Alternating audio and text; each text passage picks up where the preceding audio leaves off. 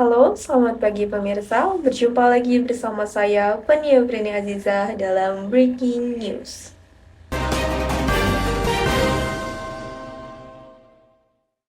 Pemirsa, perusahaan pembayaran dan penyediaan jasa keuangan Jerman yang terdaftar di Bursa Frankfurt, yaitu Wirecard, melakukan skandal penipuan hingga miliaran euro atau triliunan rupiah. Hal tersebut memicu dugaan atas pencucian uang di wilayah operasi Wirecard yang ada di Asia Pasifik. Lalu, seperti apakah skandal Wirecard yang membuat industri keuangan Jerman geger? Mari kita ulas selengkapnya. Pemirsa, Wirecard ini merupakan perusahaan jasa pembayaran digital dan kartu kredit ternama yang berpusat di München sejak 1999. Perusahaan ini didirikan oleh Markus Braun.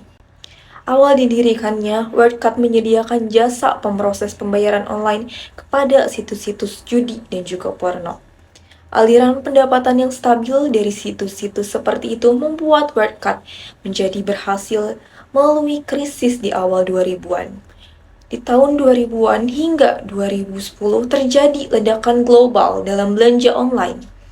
Hal ini berdampak ke bisnis pembayaran seluler yang dilakukan Wirecard, sehingga ia mampu membuat peruntungan terus menanjak dan kemudian membangun bisnis klien retail yang lebih luas. Tahun ke tahun, Wirecard semakin berkembang pesat dan menjadi salah satu pemroses pembayaran terbesar di dunia. Pada tahun 2018, Wirecard memiliki nilai pasar sebesar 28 miliar euro atau sekitar 450 triliun. Di tahun tersebut, Wirecard berhasil menyingkirkan perusahaan jasa finansial tradisional asal Jerman, yaitu Commerzbank dari industri indeks saham blue chips.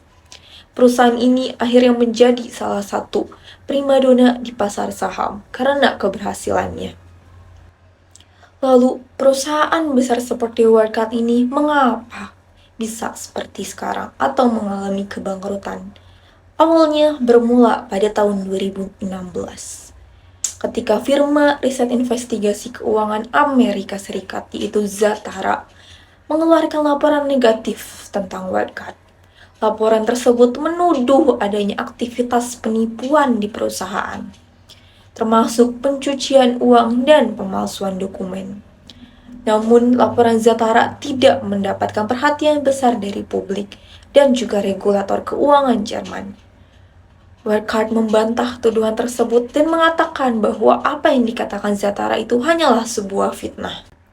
Pada tahun 2019, jurnalis bergensi Financial Times dan juga M-Checker mengangkat kembali tuduhan-tuduhan terhadap Wirecard dalam artikel yang mereka tulis.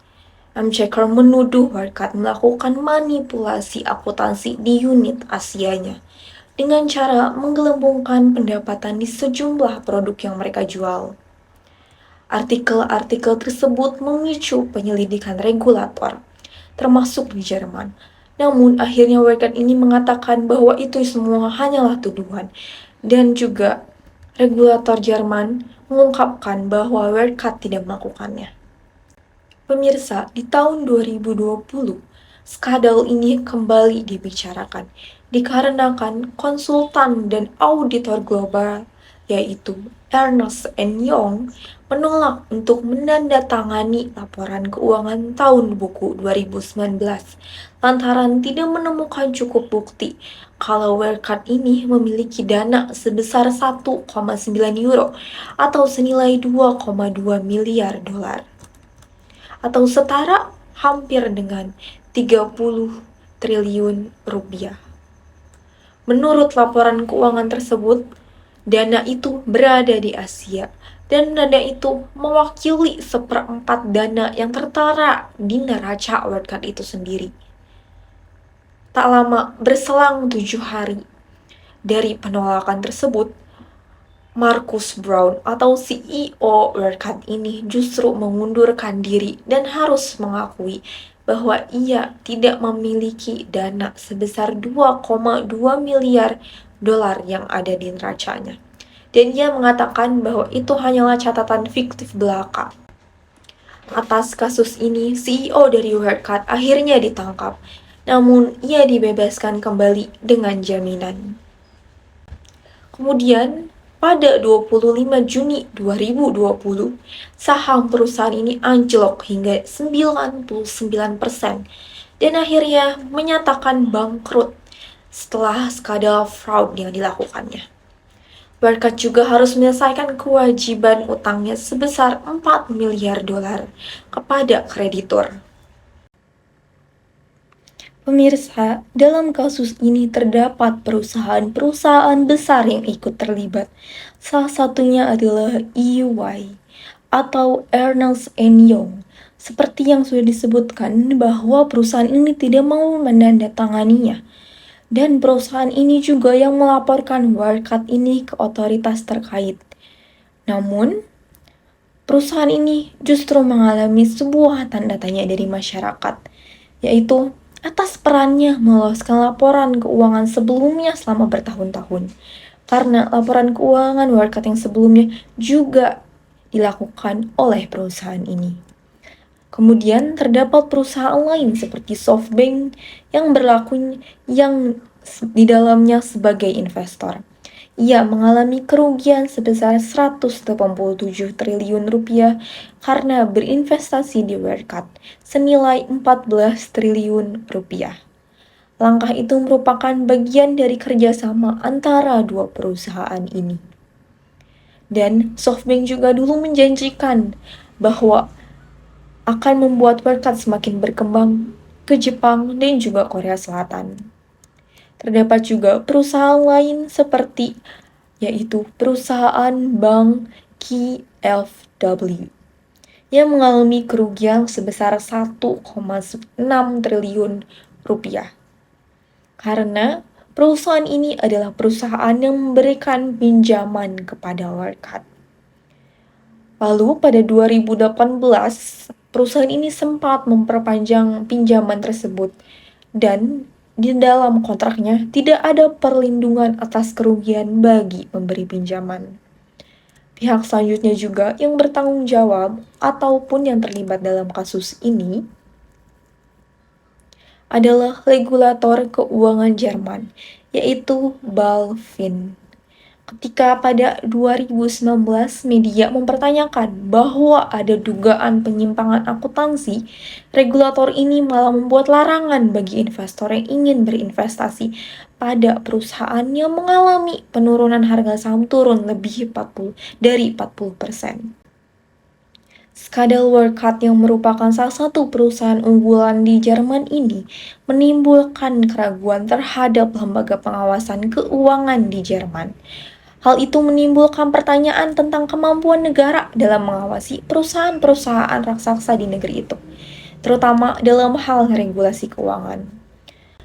Perusahaan Wirecard ini telah merusak korporasi Jerman dan telah menjadi alasan mengapa wanita Jerman saat itu akhirnya menyerukan adanya reformasi di industri keuangan Jerman. Dan kini perlu adanya revisi, regulasi, serta harus ada struktur ulang pengawasan yang dilakukan di sana. Pemirsa, dalam kasus Wirecard ini, banyak profesi atau kode etik profesi yang telah dilanggar. Salah satunya kode etik profesi akuntan. Dalam kasus ini, akuntan perusahaan telah melakukan manipulasi akuntansi untuk menutupi adanya dana sebesar 1,9 miliar euro yang padahal tidak ada. Hal itu melanggar kode etik yang pertama, kejujuran dan juga integritas. Akuntan yang harusnya bersikap jujur dan berintegritas dalam menjalankan tugasnya, namun dia tidak melakukannya. Adapun independensi. Harusnya akuntan bersikap independen dalam menjalankan tugasnya. Artinya, ia bebas dari pengaruh orang lain dalam memberikan jasa atau opini profesionalnya. Dan ia juga melanggar kehati-hatian dan juga profesional. Akuntan harus bertindak hati-hati dan penuh pertimbangan dalam menjalankan tugas. Hal ini berarti akuntan harus mengutamakan pertimbangan profesionalnya dalam mengambil keputusan dan memberikan opini atau jasa profesionalnya.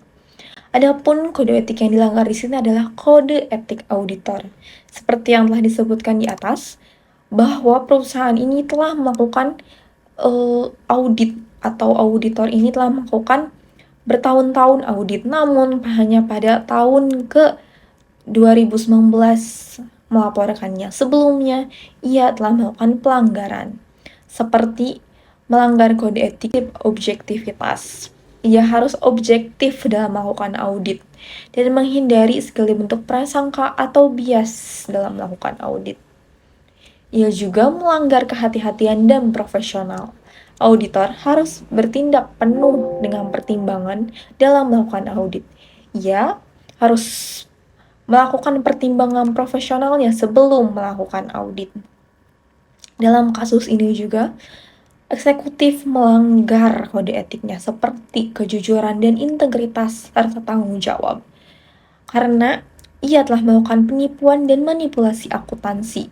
Tentu saja laporan keuangan ketika dikeluarkan itu pasti telah mendapatkan persetujuan atau telah dilihat oleh eksekutif.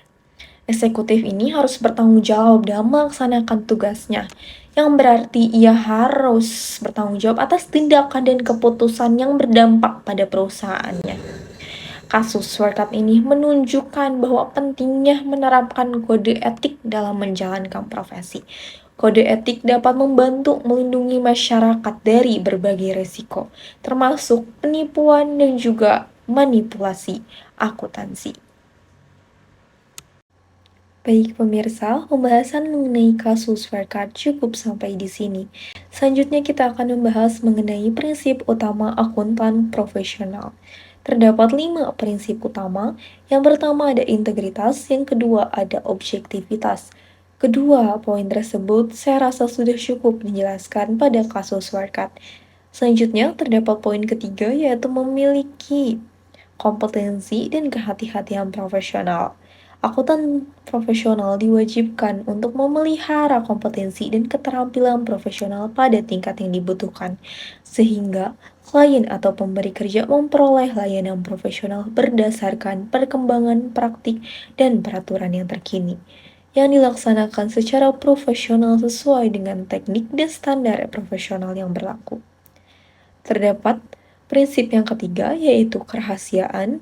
Prinsip kerahasiaan mewajibkan setiap akuntan profesional untuk tidak melakukan tindakan-tindakan mengungkapkan informasi yang bersifat rahasia dari klien atau organisasi pemberi kerja, dari hubungan profesional dan hubungan bisnis kepada pihak luar tanpa izin yang memadai dari pihak terkait.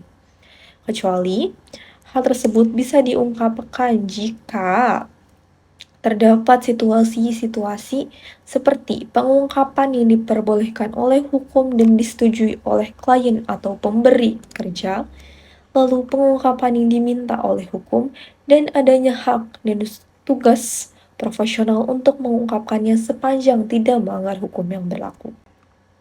Dalam memutuskan untuk mengungkapkan informasi yang bersifat rahasia, akuntan profesional haruslah mempertimbangkan apakah ada pihak-pihak yang dirugikan dari informasi tersebut jika diberitahu, ataukah informasi tersebut sudah didapatkan izin dari klien atau pemberi kerja, apakah suatu informasi itu relevan dan memiliki bukti, dan jenis media komunikasi yang digunakan oleh pihak yang dituju.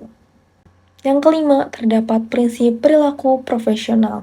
Prinsip perilaku profesional mewajibkan seluruh akuntan untuk bersikap profesional dan mematuhi setiap ketentuan hukum dan peraturan yang berlaku baik di negara ataupun di organisasi mereka bekerja, serta menghindari tindakan yang dapat merusak nama baik profesinya. Akuntan profesional dalam bisnis memiliki tanggung jawab terhadap penyusunan dan pelaporan keuangan serta informasi lainnya untuk organisasi pemberi kerja atau pihak ketiga. Mereka juga dapat memberikan manajemen keuangan dan saran bisnis. Akuntansi profesional di bisnis dapat menempati berbagai posisi, seperti pegawai, mitra, direktur, komisaris, atau pemilik. Meskipun perjanjian kerja biasanya tidak mengatur kewajiban etika, akuntan diharapkan mempromosikan budaya berbasis nilai etika dalam organisasi. Dilarang bagi akuntan bisnis terlibat dalam kegiatan yang merusak integritas, objektivitas, dan reputasi profesional, seperti pada prinsip yang telah dijelaskan. Mereka harus menghindari situasi yang dapat mengakibatkan pelanggaran terhadap prinsip profesi tersebut, khususnya ancaman terhadap kepentingan pribadi. Baik pemirsa, berita tadi menutup perjumpaan kita pada hari ini. Saya Pania Prina Azizah, pamit undur diri.